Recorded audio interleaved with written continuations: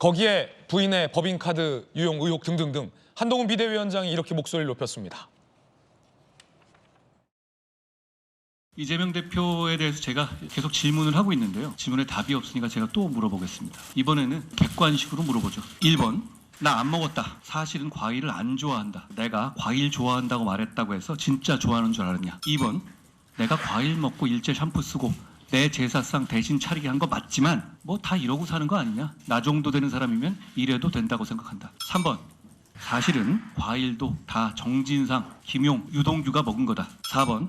내가 먹긴 했지만 나는 내 돈으로 산 줄 알았다. 근데 이 4번은 빼겠습니다. 제가 생각해도 액수가 이렇게 크고 이렇게 장기간 이어지고 수발 전담하는 공무원만 여러 명이 있었는데 이 보기를 넣으면 제가 드리는 문제의 수준이 떨어질 것 같네요. 답을 주시기 바랍니다.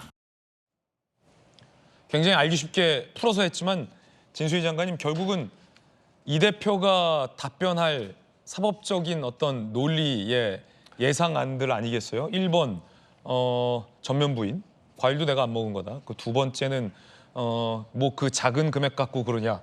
내가 법인카드 사긴 했지만 나 정도 되면 괜찮다. 뭐 이제 4번은 빼긴 했습니다만 먹긴 먹었는데 내 돈으로 산 줄 알았다. 뭐 이런 것들 어떻게 보십니까? 저는 사지선다 중에 4번 항목도 포함을 시켰어야 되는 게 아닌가 싶은데요. 예. 왜냐하면 그렇게 답할 확률이 높아 이 대표가 보여서. 가장 그렇게 답할 확률이 높다. 네. 근데 아마 저 한동훈 위원장 재밌네요. 재밌긴 한데 아마도 저거에 관해서 계속 한동훈 위원장이 이재명 대표한테 질문을 여러 차례 던졌는데 답이 없다 보니까 혹시 문제가 어려워서 답을 못하나 싶어서 이제 저렇게 객관식으로 문제를 내셨나 싶은데요.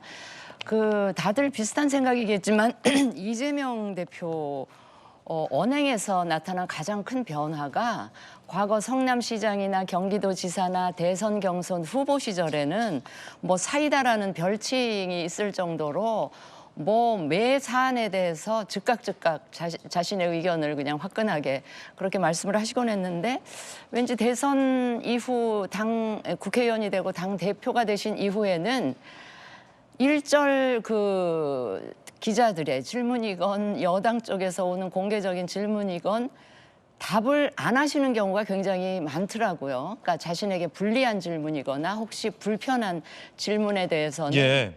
두 가지 형태, 동문서답하거나 묵묵부답하거나 이 두 가지 반응을 보이시는데, 아마 이제 그 점에 대해서 한동훈 위원장이 좀 답답해서 그런 사지선다형 질문을 던진 게 아닌가 싶고, 지금 한동훈 위원장 보면은요, 제가 옛날 그 영화 있잖아요. 영화요? 주유소 습격 사건에 나오는 유명한 대사 있죠. 예, 계속 팬 사람만 한 놈만 팬다? 네, 뭐 그게 아닌가 싶은데 계속 이재명 대표에 대해서 이제 공격수로서 이재명 대표를 타겟으로 계속 저렇게 하시는 게 아닌가 싶습니다. 그래서 국민의힘은 윤석열 대 이재명 구도가 아니고 한동훈 대 이재명 구도로 프레임을 계속 가져가기 위한 그런 의도를 가지고 한동훈 비대위원장이 계속 이재명 대표에 대해서 저런 공격을 하시는 게 아닌가 싶은데, 이재명 대표도 이런 문제에 대해서는 답을 하셔야죠. 네. 답을 한다면 1, 2, 3, 4 중에서 어떤 답변할지도 좀 궁금해지는데, 김유정 의원님 뭐 종합적으로 어떻게 보십니까? 이제 한동훈 장관이 이재명 대표를 향해서만 공격을 하잖아요. 그런데 이재명 대표는 한동훈 위원장은 상대 안 하잖아요, 지금. 그냥 윤석열 대통령을 향해서도 얘기를 하는 거고. 그게 이제 프레임 전환해보려고 하는 한동훈 위원장의 노력인데 잘 안 되고 있는 것 같아요. 안 먹히고 있는 것 같아요. 특히 저희가 이제 상임이나 대정부 질문할 때 정부의 답변 중에 제일 속 터지는 답변이 수사와 재판 중인 사항이라 답변하기 어렵습니다라는 거거든요.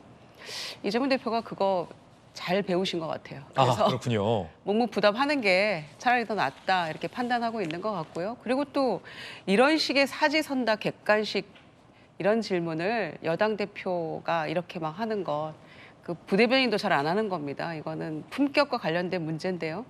이걸 맞받아서 우리가 할라치면 정말 한 질문 300~400가지 만들 수 있어요.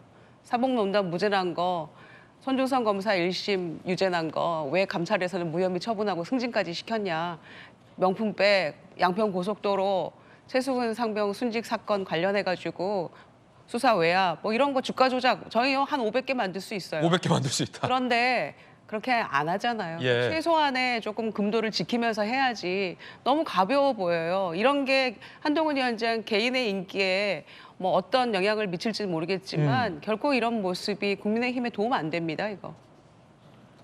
한동훈 비대위원장이 제공한 사지선다용 이 컴퓨터 그래픽으로 저희가 좀 다시 정리해봤는데요. 김광삼 변호사님, 이제 검사 출신이시니까 이 대표 김혜경 씨 두 분이 명확한 답변을 안 해주고 있다.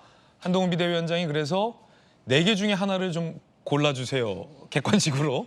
진수희 의원 같은 경우는 4번도 넣자 이런 의견 주셨고 김희정 의원님은 아니 이렇게 조롱하는 건 아니다라고 또 비판도 주셨는데 만약에 이 대표가 언젠간 답변해야 되잖아요. 김혜경 씨든 뭐 어떤 1, 2, 3, 4 중에서 뭐라고 해야 제일 좀 유리하고 답변 안 할 거예요. 안 합니까? 네, 답변할 수 없죠. 아니 뭐 검찰이 재판이나 검찰 검찰에서 조사받을 때 네, 혹은 뭐 나중에 그건 이제 모르쇠를 하겠죠. 그 재판 가서. 밑에서 알아서 한 거고. 네. 뭐 그런데 이제 그럼 거기서 4번이네요. 저 중 1, 2, 3, 4 중에 그럴 가능성이 크죠. 그러니까 먹었는데 예. 내 돈으로 산 줄 알았다. 그렇죠. 아니 그럴 수도 있고 내가 사라고 지시한 적은 없다. 그런데 네. 거기서 이제 막다른 골매에 몰리는 거예요. 아니 그러면 이 사과랄지 블루베리랄지 이런 것들을 그냥 사왔으면 그럼 배모 씨나 조모 씨가 자기 돈을 사온지 알았느냐. 예. 근데 그건 또 말이 안 되거든요. 그러니까 아마 굉장히 고민이 많을 거예요. 이거 모른다고 하면 그럼 사과를 1,000만 원어치를 어떻게 계속 먹었냐는 거죠. 또 안다고 하면 죄가 되는 거 아닙니까? 근데 이제 한동훈 비대위원장이 계속 주관식 냈다가 객관식 냈다가 막 그러잖아요. 그러면 이재명 대표 입장에서 보면 굉장히 얄미울 거예요. 예. 뭐 적당히 좀 하지. 그런데 이제 문제가 뭐냐면 지금 법카는요. 이재명 대표의 범죄 혐의를 전체적으로 비교해 보면 이제 태산의 일각이거든요. 예. 그런데도 불구하고 왜 한동훈 비대위원장은 계속 법카 얘기를 할까? 그 이유는 법카에 대해서는 민주당이 됐건 이재명 대표가 됐건 강성 지지층도 할 얘기가 없는 거예요. 오히려 뭐 대장동 백현대 엄청난 사건에 대해서는 검찰의 조작이야, 소설이야 이렇게 한마디 하면 끝나요. 예. 그러면 지지층이 와 해가지고 야 검찰 조작이야. 그러면 듣고 보니까 아까 한동훈 비대위원장의 그 사지선다 중에서 오지선다 검찰의 소설 예. 여기 번호가 빠졌네요. 그러면 그걸로 끝나버려요. 그럼 법카도 마찬가지로. 그러니까 법카에 대해서는 지금 아무런 대답을 하고 있지 않잖아요. 그러니까 저기 아까 김희정 의원께서는 뭐 여러 가지 말씀을 하셨지만 이게 어떻게 보면 별거 아닌 것 같으면서도 이건 엄청 중요한 문제거든요. 그러니까 이제 한동훈 비대 입장에서는 이 법카로 과일을 사 먹은 거랄지 이런 것이요. 우리가 볼 때는 뭐 그냥 법카를 이용한 것과 또 생필품을 산 것하고는 차원이 좀 다르거든요. 그러면 계속적으로 그런 이미지 덧씌우기를 하는 거예요. 그러니까 저거 자체가 뭐 비대위원장으로서 가볍다 이런 얘기를 하기에 앞서 총선에 있어서는 엄청 중요한 전략이다.